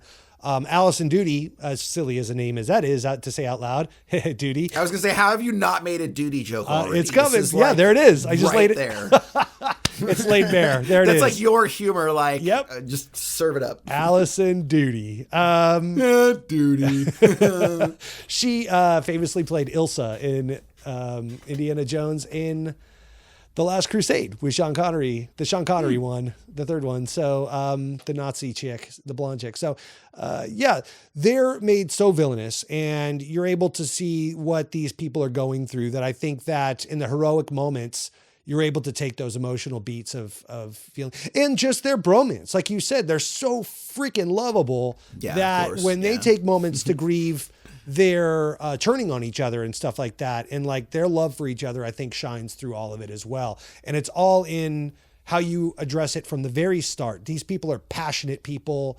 Everything they do is they're putting their whole ass into. They're not half-assing anything, whether it's getting the lion or, going after Molly, or, all the sacrifices we find that Raja has made. We haven't even discussed that yet when they start going into his backstory, and a lot of which is why this film is 3 hours, because we keep doing a lot of these backtracking moments to kind of, but look at this. And what you didn't know is, so when you start to fill in those gaps as well, it gives it even more emotional gravitas. So where it's like, oh shit, this guy, he's really invested. They say that he's invested 15 years into getting these guns for his tribe to get revenge for same fucking guy, Ray Stevenson's turd ass, to go after him because he's like, this bullet isn't worth the blood, it costs £1 just to get here because we had to ship it all the way, blah, blah, blah, FedEx and the prices and inflation. So, by the end, you're like, fuck these turds. And you're able to take those emotional beats where I think that someone like Michael Bay, never takes that time to really get you emotionally grounded, because that's not what he's after. That's not the story he's trying to tell in his defense. He's able to be the action movie guy that he wants to be. But that's not who Rajamouli is. Rajamouli is making a rated R, hard R Kung Fu Panda. And that's what we have here on full display. If you ever wondered what that looked like, I don't think this is a hard R. I would say it's a hard PG-13 or a soft R. I mean, there's no, like I said, there's no, we don't get any sort of assaults or rated R assaults or then anything a rated like R that. Kung Fu Panda. Yeah, and even the blood is like, it's not that bad. But I also understand that this is largely because India has very strong cultural censorship restrictions around what and can stuff. be presented. That's fair. Yeah, so most films will actually have like an Indian cut where a lot of stuff that might be showed elsewhere is removed. Yeah, it is very, very strict about what you can and can't show. So I'm sure that factors into it. Indian Saw is like 10 minutes long. Yeah, got it. Absolutely. Now, soon after this, we get another giant action centerpiece. We referred to it before. This is where Beam and friends ram their truck through the doors of the giant party at the governor's mansion, unleash no less than like a dozen animals. It's absolute mayhem all over the place. We're seeing guys getting impaled by deers. We get the awesome fight that we spoke to earlier, with the fire and ice and the Kratos chains and all that sort of stuff. Really, really awesome the way that they explore the environment. I think that's like really when you talk about like really strong action directors, I think more than anything else, the quality that they imbue in their films are they explore environment in the context of their action scenes. So I'm thinking of like John Woo. I'm thinking of like Rajamouli here, right? Like, right. If you consider Hard Target, not the Hard Target's like this great movie, right? But if you look at the end of it, like the whole shootout in the warehouse sequence, like it's constantly like, hey, how can we use this environment? James Cameron does the same thing, right? So if there's chains hanging, let's get our guy, hanging off of it and swooping through. And then if we've got barrels of oil, let's make sure that he, when he's going to shoot the one guy, he actually turns and shoots the barrel and it explodes behind him, right? Like, so the way that he is able to explore the environment as well. I love that you say that. Again, the fountain busts open and then the water hoses become this Shiva Hydra thing, right? Like, that's awesome. That's exploring your environment. I'll give you one. Ready for this? Go for it, yeah. I have it in my notes. This reminds me of Dead Alive. It's every reason that we said we loved those action sequences in 100%. Dead Alive, because everything that they'll show you something and then like 3, 4, 5 minutes later down the road, like it's doing something that impacts this. That's like you said, the deer antlers, like the one dude's like, got his, he locks the key to the thing and then he puts the key in his wrist little, gimmick to hide the key. Yeah. And then all of a sudden now that becomes the MacGuffin. Like I said earlier, here we go into this like little 3-act structure narrative in the midst of this action sequence. So then, Bima has to go get that arm. I'm going to get that arm like Rocket Raccoon and Guardians of the Galaxy. So he goes and gets that arm and then sure as shit, it's like impaled by the fucking deer that we saw. It's like, oh crap, deer's back. So yeah, there's like everything is impacting every little thing else. Like, he busts that fountain open with his God of War Kratos chains. And then all of a sudden, next thing you know, the fountain is in play. So that's impacting other things. So everything is kind of chaining along in a very Peter Jackson-esque kind of way. I thought that for all the reasons you and I said we loved Dead Alive and did not like Evil Dead Rise, this is ticking all those boxes. Thoughts on that? Yeah. Yeah, no, 100%, dude. Yeah, kind of. In thinking about it now, it's almost like you want your action scenes to be sort of like some sort of cinematic Rube Goldberg type of system, right? You know, where it's like this hits that, which triggers that, and leads this guy to do this, which causes this. Like, that's when you get really engaged, instead of just, to your point, Evil Dead Rise, which is like, well, let's just have somebody stab somebody, I guess. Right? Yeah. Yeah, and so, I think it's what sets a good, you know, we've talked about this from horror, but it was really interesting that it was the first time that I ever really thought of it from an action sequence, because that's exactly what's kind of, and it's in all the action stuff from, like you said, wetting the flag, and, you know, he grabs that flag before he goes over the bridge, and it's like, what's he need that flag for? Like, is he just like, you know, ceremoniously Aaron Rodgering his way out of the tunnel? India, like, ah! Yeah, right. Yeah. But then no, it actually comes into play very importantly down the road as he wets it, and that becomes the shield for Bima on the other side of the thing. So there's all these, like you said, Rube Goldberg machine-esque qualities to these action sequences that make it really fun and give it the glue that holds this whole big thing together. Because, you know, then you're always on the edge of your seat noticing more, and, oh shit, there's that guy again. And, you know, you could see stuff happening in the background a lot. It's very rewarding. And it, again, you asked me at the top of the show what I thought of the rewatch. It allows you to really appreciate a lot of those moments, especially in an environment of a foreign film where you spend a lot of your time on the first watch reading the subtitles and trying to figure out narratively. Yeah. Taking notes was hard with the subtitles, man. Like, it ended up being like a 4-hour plus experience for me, just because like there were so many times where I had to pause to like catch up my notes, because I can't just listen and fill in what's going on because I don't understand the language. Thank God the Brits are back. But very much worth it. Yeah. And I was really glad that it was like for this movie, because like, you know, if I have to do that for another film that I'm not as into, like all of a sudden becomes a huge, huge chore. Whereas now it's like I was, you know, more than happy to do so. No, it rewards you for it. I think that's when you watch it again now, you could kind of forego a lot of that because it's not super complex what's going on once you know the beginning, middle, and end. So then you can focus on more of the action and the cinematography and some of these sequences and how they play out. It's really cool. Yeah, definitely. And, you know, the one thing about this sequence, though, is I will say it's probably because of the animals, right? Because it's all the animals in one sequence. It's probably the heaviest CGI of any sequence, especially when you add in the fire, you add in the fountains and all this stuff that we talked about. So now there's something that I'd like to discuss with you that's kind of along the same lines of what we've been discussing here, which is like, why does this work for this film where maybe it doesn't always work for others? So one thing that we are as cinema viewers is famously very pro practical effects, right? Sure. And even though you said that they tried to do as many practical effects as they can, just by design, there's only so much you can do here, especially if you've made the commitment to not use live animals and only do CGI with so many animals in this film. So, you know, CGI can be something of a bad word. We've discussed that. We've actually mentioned it as such. And also, CGI has a tendency to not necessarily age as well. Right. So I guess two-part question is, first, why do you think that the heavy use of CGI works better in this film than maybe it does in certain other films? And are we also giving it a pass because of the nature of the production and budget and all of that? I think that's a fair question to ask. But then also, do you think this film ages well? In 20 years, is it still watchable? Because special effects have come so much further now.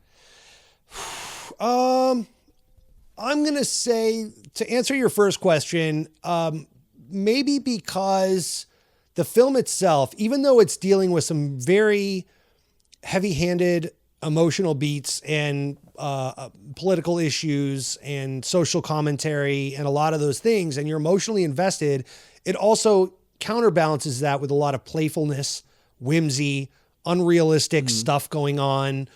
Dude chucks a motorcycle soon, straight up, grabs it one hand, freaking picks it, stops it mid motion. So when you have those kinds of moments, I think that it excuses some of the CGI that it takes to get you there. I think that's, it's like, Space Jam, like Michael Jordan is, playing basketball with Bugs Bunny. who cares? We're going to have a fun time But watching that's it. also cartoons, right? Like we give a pass to cartoons. Like you can watch, dude, the Gene Kelly dance sequence from The King and I with Jerry the Mouse. That's what, 80 years old, 70 years, like Right. still bangs to this day, right? Yeah. But try rewatching The Lawnmower Man. Yeah. Which when it came out in 93 or whatever was the absolute pinnacle of special effects. Nothing like this will ever be beat, right? And now you're like, what is this jabroni ass movie? I'm not watching this. This is dumb. I think too. So like, it's like, are you enjoying watching the movie or aren't you? Like, I think that this is just Correct. such a That's a good huge part of movie, it, and yeah. you're so Yeah.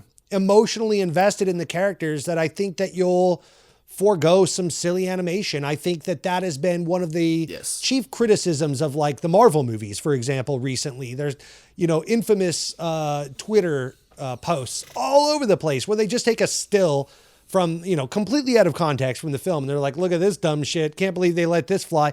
And you watch it and then you start to realize, oh, it's just because it's kind of a hollow story and they just keep going back to the same well that they've gone back to. So you've already seen this resolution for these characters. You're just doing it with a new bad guy of the week.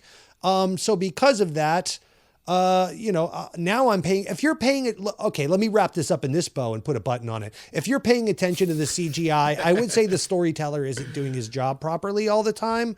That doesn't always apply. That's not a hardline rule across the board, but I think a majority of the time, if you're in it, you're in it. If you're having a good time, you're having a good time. We talked about, Dead Alive or Brain Dead. Super hokey visual effects. Yeah, they're practical. They're not CGI, but it's super cheesy. There's one time where there's just like a little person in a costume, like wearing a helmet for the baby, as the baby changes sizes multiple times over the course of the movie because it's a doll in one shot and a dude in another. The mom coming out at the end and her chest opens up and the whole thing, but you're on board because you're having a good time and you're invested in the story. So you don't really question those moments. And I think that this will hold up because of the same. I think that at its heart, and I'll take it one step further. And if you think that, right before this movie was made, he made Bahubali 1 and 2, which are that was supposed to be his big epic opus. And it is more set in more of an ancient time of India. And it's a period piece, if you will. And the CGI there, even though it's very good CGI, does look a little dated at times. He uses more of it in that movie than he does in this movie. And because, again, it's a period piece. So he's got to create these huge ancient temples and pyramids and like all this craziness and, gigantic. And because it's Rajamouli, everything's larger than life because, of course. So if they're going to put up a golden statue of the king, it's going to be like 100 stories tall, like, the Empire State Building, a fucking statue. So, he creates all that digitally but because it's such a fun story, there's a moment in Bahubali 1 where one of the bad guys has got this chariot and he's got this like lawnmower blade on the front of it and it's just mowing people down. And it's super hokey, but it's so cool to see. It's like, dude, I do not care. I'm all in it. 14-year-old boy for the win. Right, yeah. We're all in it for lawnmower chariot guy. Yeah.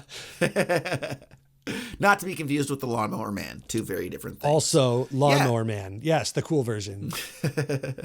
Yeah. But yeah, no, and I agree with that. I think that's what it comes down to. We've kind of mentioned this elsewhere on the audio podcast and in discussions where it's like, there are often times where a complaint you'll have in one movie, you'll not have in another movie and vice versa. And at the end of the day, if you take a step back, it's just because you're into one movie and you're not into the other. Right. I say all the time, it's like people, right? If you like love somebody, whether it's, your best friend or your partner, or wife, husband, whatever it is, right? Like you'll excuse some of their lesser behaviors. Ryan, you famously know I'm late to every damn show that we have ever recorded in the history of recordings, right? And yet I'm sure, and you very graciously give me a pass, right? But I'm sure there's somebody at work who you hate and he's always late and you're like, dude, fuck that guy. Right.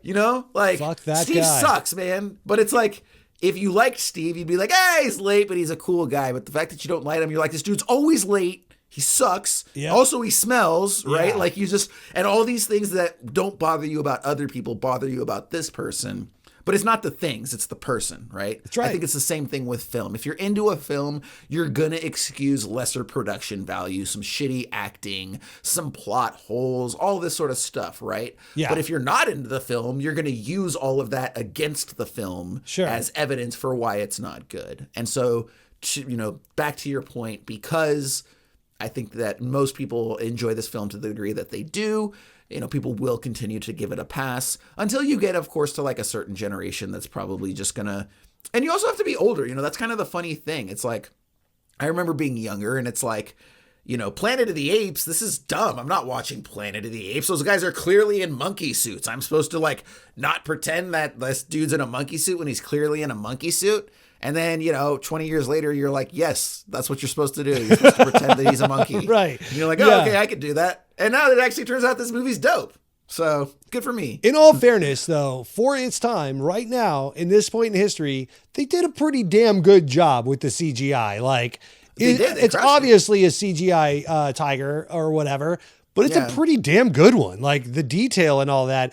And I'll take it one step further to kind of emphasize this point, is that the speed ramping. Apparently, the visual effects artists say that getting his Zack Snyder on in this film. Yeah, they're doing like insane speed ramping, and like so you film all the speed ramping for for those who don't know, that's where you start off at one frame rate and one speed, and then all of a sudden mid action move, all of a sudden it'll like slow motion diving at you, and then it like comes back to full speed again to let you just ingest that moment very quickly. Well, when you do that live action, okay, that's fine. That's hard enough as it is. But then you've got to now do that with CGI to match that. So if I'm coming at this tiger and all of a sudden now I got to slow down the CGI tiger, that's going to give you a lot more time to really ingest, instead of using all the motion smoothing and stuff to kind of like let that tiger just come through the frame real fast. It's like, oh shit, there's a tiger. But it's like when you slow it down and you see the drool and like the blood coming off its fangs,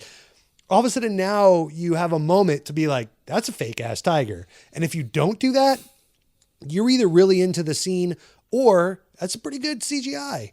And it's also very hard to do that, to animate and motion and speed ramp for, I guess, for something so realistic with all that detail and stuff. There's no cheats at that point. Everything is laid bare on the screen for everyone to just, mock or take a look at and stuff. And that can be really harsh to do if it's shitty. So yeah, good on these guys. They did a pretty good job. I do think it'll hold up for a while. There probably will come a day where it'll look a little hokey, and then you can just appreciate it for the narrative and the fun that it is. I think that there's enough fun and adrenaline involved in some of these moments that it's like, who cares? I'm having a good time. Absolutely. Now, narratively from there, we do get the flashback to Raju's youth, where we learn that he was a young boy who was actually very precocious when it came to being a soldier, and his father was a rebel leader against the English. Raju demonstrates himself to be this excellent, eager soldier, as well as a supernaturally excellent shot, where he's able to just stare down the bullet of a rifle and shoot from thousands of yards away, a bullseye or whatever it is. This obviously makes his father very pleased, very proud. And then soon after that, we get a scene where the English crown does show up.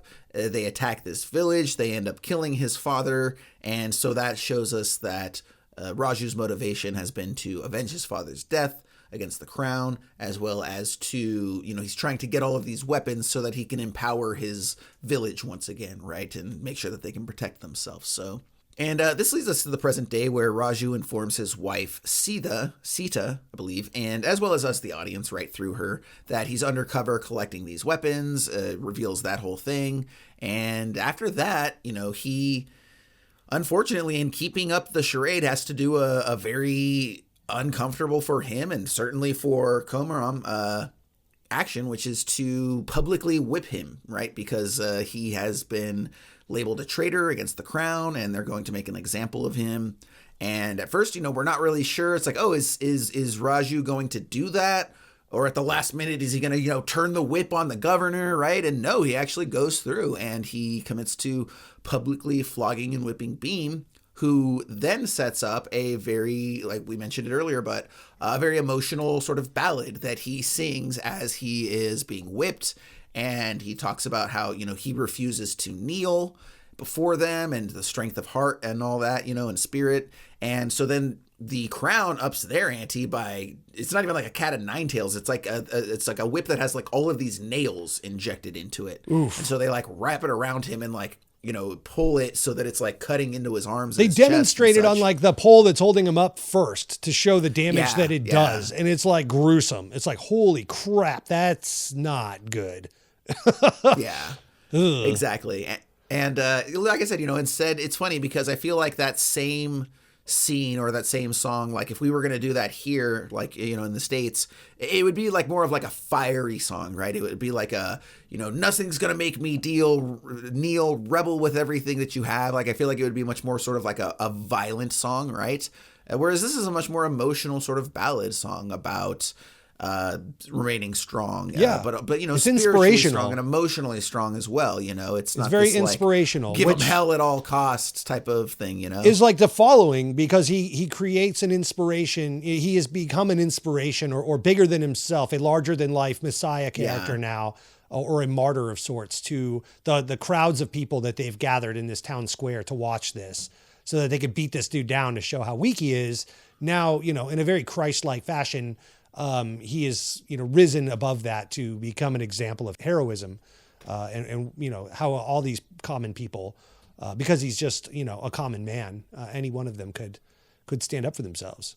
Yeah, absolutely. Even so much as to Raja himself, who now realizes, what Bhima is capable of, and that he is in fact the weapon that the people deserve, to inspire them versus just giving them guns. It's kind of like give a man a fish, teach a man to fish kind of thing. Give a man some guns, exactly. Or teach a man, to be the gun. Yeah, it's kind of like there's a saying among like composers, right, where it's like musicians play the instrument and the composers play the musicians, sure. Right? It's that kind of power, right? It's like you can do a lot of damage as one man, out there fighting, but you can do immensely more damage by being someone who can inspire hundreds of other people to go do that very thing, right? Sure. Because now it's just that whole strength and power and numbers aspect of it. Mm-hmm. So now one of the remaining topics that we haven't really talked about as we approach the end of the film here is just the cinematography overall. By Senthil Kumar, I believe is how you say that. And, really strong work here. And also interesting to note that this was apparently the very first Indian film that was shot on Arri Alexa cameras and prime lenses. Right. And so that was like a really boy, can you tell, noteworthy thing for. Yeah. And again, you can, perfectly. Exactly. It looks great. It's really crisp and detailed with the shots. There's a lot of, like you said, like the speed ramps that he does, those Zack Snyder speed ramps. And, he also does a really good job of just, focusing the camera on his actors and really allowing them to do a lot of their work. But what did you think about the cinematography? And is there any other interesting aspects about the production that you noted as far as that? I mean, we've kind of touched along the way on some of the key moments, just in that, how they shot a lot of this practically with miniatures and got the visual effects design team involved. They were not allowed any reshoots really because of the budget constraints and how big this movie is versus, the fact that they shot this on, what was it, like $70 million US dollars is like, something like that. Yeah. That's incredible. How for 3 hours worth of this level of content and how, insanely aggressive all this stuff is going on and how large scale it all is and all the CGI that's being done. But because of the time constraints and stuff like that and budget constraints, they're doing a lot of pre-visualization ahead of time to make sure that they have everything just right so they could shoot it just right. And it's already moving along into post and having it reworked, with all the visual effects design and stuff like that. So the DP had to be so precise. Like I said, we just talked about this with how these people are interacting with animals. You've got an actual actor that's wrestling another actor that just got mauled by a huge elk or something like that, or a big tiger. It's like, well, that's now in post being, done. The tiger's now being added. So you don't get to go get that again. You either got it in the can or you didn't. So a lot of pressure went into pre-production on this for such a large scale deal. And especially shooting with the Arri Alexa large format, with those prime lenses that are going to, give you a very much more cinematic look, but also showcase your flaws as well. Just being honest, if you're going to shift to, it's like when everything shifted to 4K and all of a sudden all these newscasters are like, oh no, my face, because the second you start, it's like, yeah, 4K is badass, but it also shows a lot of flaws and stuff too. So that's why this show is in 1080, baby. Good old school high def. Will this hold up? Fuck you if it doesn't. I don't care. You ain't seeing this face in 4K. So yeah, a lot of work went into this. I think that it shows off very well. I will say that yes, the CGI animals and stuff like that, you could tell. I mean, they're CGI, but I do think they did a tremendous job at blending it, the real and the not real and the surreal together as good as they possibly could.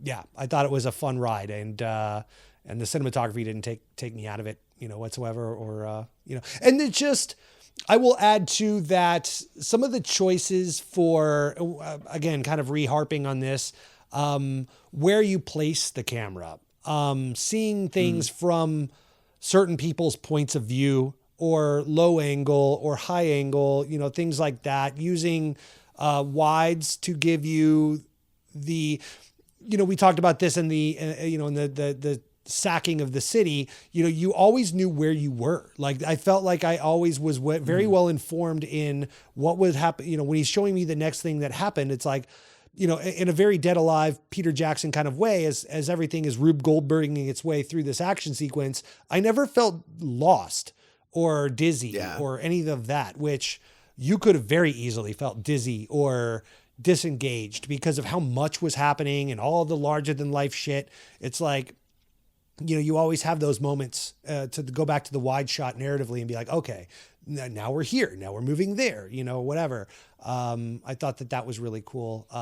Nothing was ever overused. Slow motion could very easily be overused, speed ramping and all of that. Close-ups and drone shots, so often we get caught up in the gimmick of it all that we forgot that these are just tools in our toolbox. And I thought that the DP was very well informed to use them as such. So they were used just enough. And I thought that it was just the right amount of everything. Definitely. Yeah. And, with narratively speaking, we're sort of setting up like it's almost like a two-part climax here, because this is where Raju and Beam are finally going to come together, at least publicly. And Raju convinces the Crown to execute him by the river, him being Beam, because he convinces them that to do so publicly would make him a martyr, or at least more so than he already is. So they do that, and it sets up this whole scheme where Raju is going to break him free. This is also where it sets up the that the governor apparently has some pseudo supernatural physical abilities that we haven't seen before, because his car blows up and he goes launching out of it, but then comes back down standing on top of it with his gun pointed, and he's not Ray Stevenson Raju. Is not a small man either. Like, to be able he's a big he dude. He does not look dexterous, no. Right? Yeah, and he ends up injuring Raju as Raju and Molly are able to escape. The Crown establishes a manhunt for Beam, who's being harbored by Sheeta at the time. And Raju ends up getting beaten. His legs are severely injured, and he's sort of thrown into this solitary confinement. And that's when we find out that the Crown has announced his execution in 2 days. Beam's going to commit to saving him, which he does. Ends up busting him out, putting him on his shoulders. And I guess it would be like, this is like their equivalent of like three babies in a trench coat kind of thing. Right. It's like there's two jack dudes on each other's shoulders or whatever, going and busting people out. It was one of my favorite parts of the movie. So real quick, if it seems like Jason is whizzing through this part, it's because there is probably arguably the most narrative meat right here. And so you get through all the, I'm rescuing the girl and the little love story and the bromance and the dance stuff. And then all of a sudden they take this end of the second act, beginning of the third act, I guess you would call it. And then it's like, it just jam packs it full of exposition where it's like, gives you all the emotional motivations for specifically the Raja character, but a little bit of everything for everybody. And it's a connective tissue thing where it shows like all along these two men have been connected in their mission. You're doing backstory, you're doing exposition dumps, you're doing planning for the prison break. And then it all kind of culminates here, and this is where we get our resolve. So it deserves a quick skim. It also prevents the most of spoiler alert warnings that we could prevent, because there's a lot told in these moments with all the backpedaling and narrative exposition does. But this is one of my favorite scenes, the prison break. And I'll tell you, Sure. Jason, did you catch one of the funniest moments in this film? I don't know that this was intentional, but the whole way that Bhima broke his homie out of jail was shaving a haircut. Did you notice this? Oh, with the knocking? And then he resolved. Yeah. I was like, dude, he just shaved it and haircutted it. I was waiting for Roger Rabbit to bust out and go, I was going to say, it worked for Roger Rabbit. I loved it so much. I was hoping he was in one of the other jail cells, especially with finding out Rajamouli is such a cartoon nut. I'm sure he's a fan of that movie. There's no way he can't be a fan of Roger Rabbit.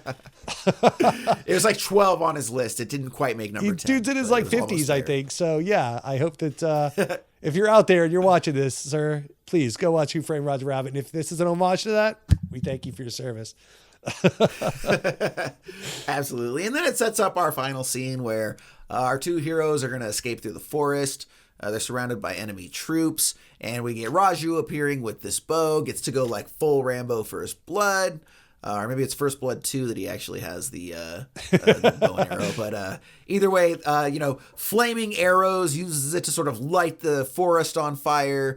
And again, it's just, very over-the-top mayhem. We've got entire trees lighting up. Grenades are exploding as arrows are flying through the air. We've got Bhima and Raju fighting together. They, oftentimes will do the sort of, jump through the air like Superman headed towards someone to beat them up sort of thing.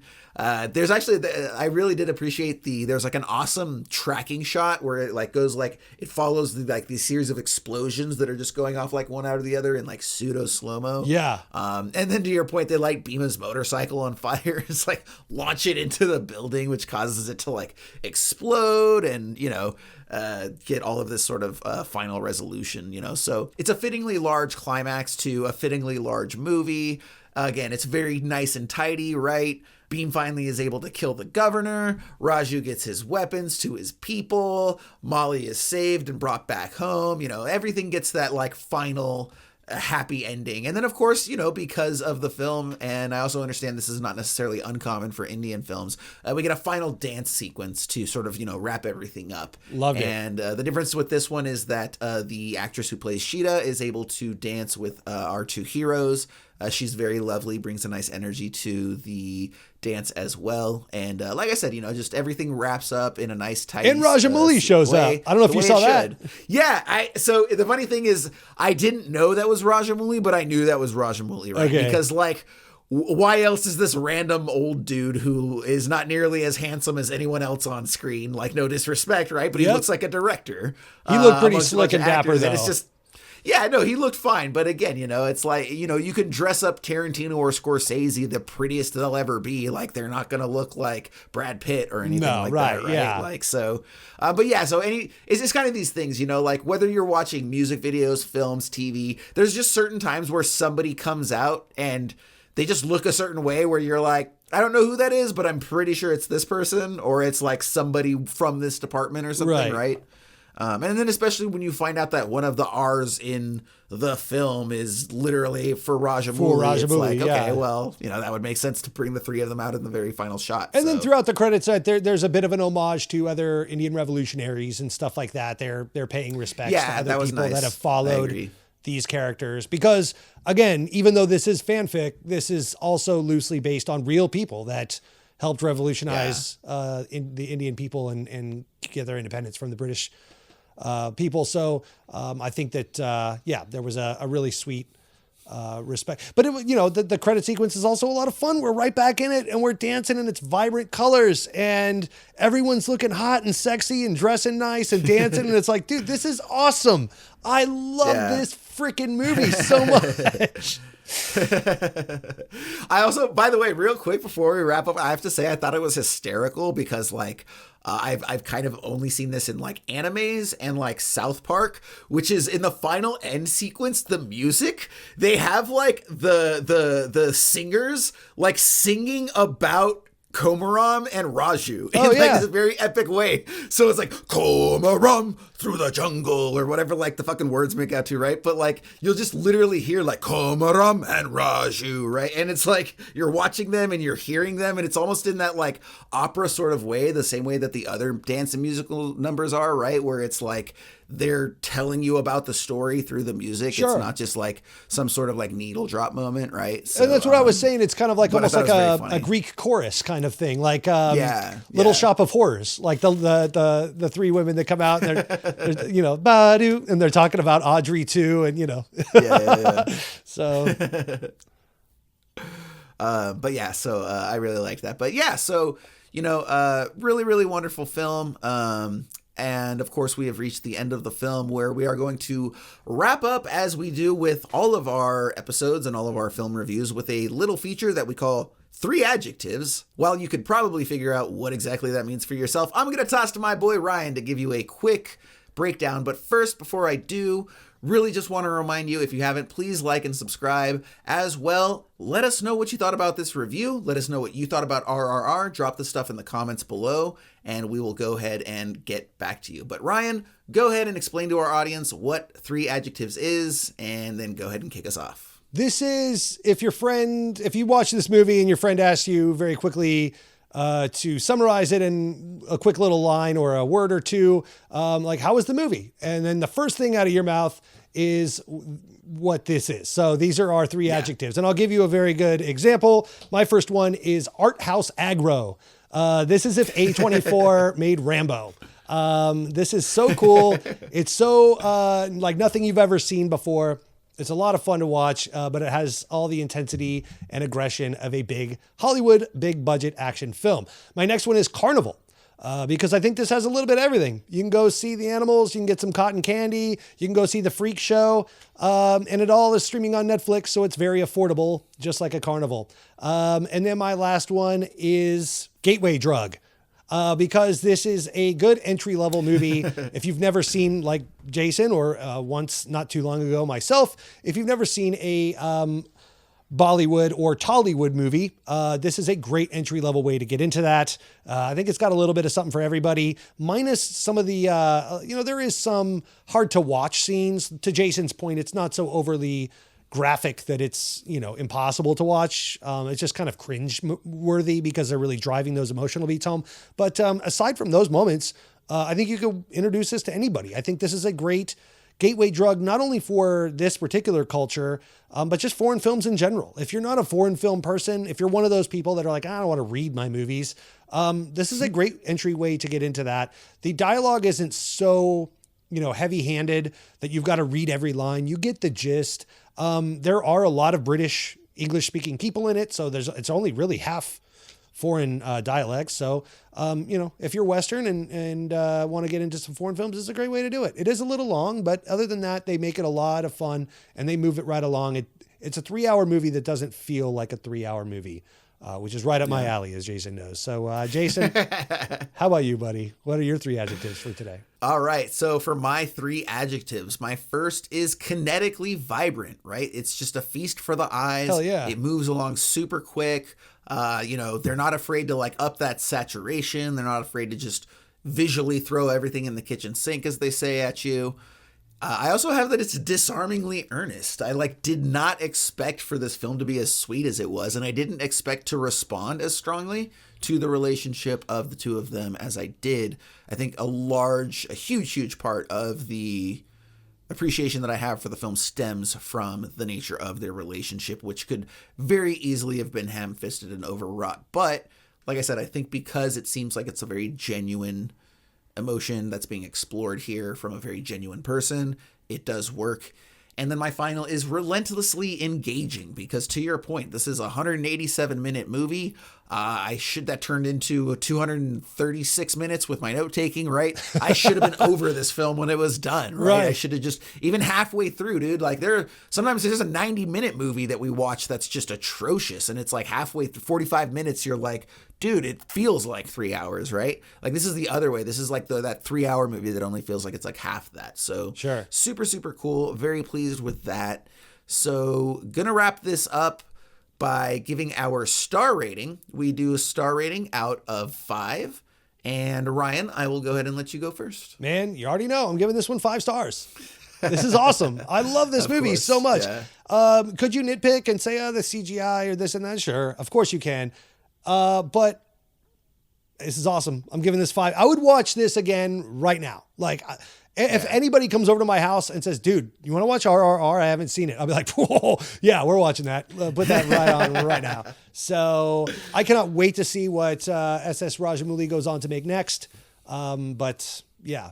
Oh, and by the way, if you, before I toss it back to Jason for his star rating, if you do like this movie, I did a review on the Bahubali saga, parts 1 and 2. They are 3 hours apiece, so it's a 6-hour total movie. Holy crap, is it good? It's a lot of fun. It stars action star over there, Prabhas. He kills it. So that is the next step I would recommend our viewers. If you did watch this movie, you want to know, well, I like that movie, what should I watch next? Just stick with what you know. Stick with SS Rajamouli and just start backpedaling through that. And then go to the actors, because India is very much on an actor-based system where the actors kind of call the shots over there like they kind of used to back in the day. So if you like Prabhas in this movie, you'll probably like him in this movie as well. Kind of one of those type deals, like watching Jackie Chan. Mm-hmm. Oh, I like Jackie Chan. Well, you're probably going to like 3 or 4 of his other movies too. So just kind of go back. But Bahubali 1 and 2, go check that out. I would highly recommend those. Jason, what's your star rating for today? Out of 5, I'm giving this one 4.5, man. Really, really liked it. Yeah, like I said, this is not a movie that, on paper is up my alley. Sure. And I really, really enjoyed it. I do think that because, this is my first experience to Indian cinema, that could change. It might go up, it might go down on a second viewing. I probably imagine it would stay the same or go up. But yeah, really, really loved this movie, man. Want to definitely show it to a number of people that haven't seen Indian films. And yeah, so it was absolutely perfect for what it was. 4.5 out of 5 stars from me, 5 stars out of 5 from Ryan. Great film. Do check out RRR if you haven't yet. Now, with that, having wrapped up our review, we do have sort of one additional feature that we do at the end of every episode, and that is where we select next week's film. Now, we actually don't select our films on just some sort of, superfluous basis or anything like that. We basically are very indecisive people. There are hundreds of thousands of films out there that we want to watch, and we were like, what can we do to make this easier on us to figure out? So we actually put together a list, and we call it our master list. The master list! And at the beginning of every season, we put 200 films on there. And then the films we watch come off the list, they get replaced for the next season, and it's just this ongoing list, right? So, and then what we do is at the end of every episode, we will consult our random number generator from random.org. That's our sponsor, our unofficial sponsor of Esoterica Cinema. And yeah, we just let the wheel of fate decide what film we are going to watch for the next week or two. So it's always exciting for us. We never really know what films we're going to get. If you do want to see the list, you can go ahead and go to our website, esotericacinema.com. It will feature the list on there with all 200 films. And so we're going to go ahead and pull those up right now. And we're also going to come here to random.org and select our number 1 through 200. So as the wheel of fate spins and spins and spins, it lands on film number 40. That's right, number 40 on the master list. Oh, wow. Of Esoterica Cinema films. And as we look at that, we see that, it's a heavy hitter indeed from a gentleman that we have looked at once on this program before in audio format when we did Paths of Glory in season 1.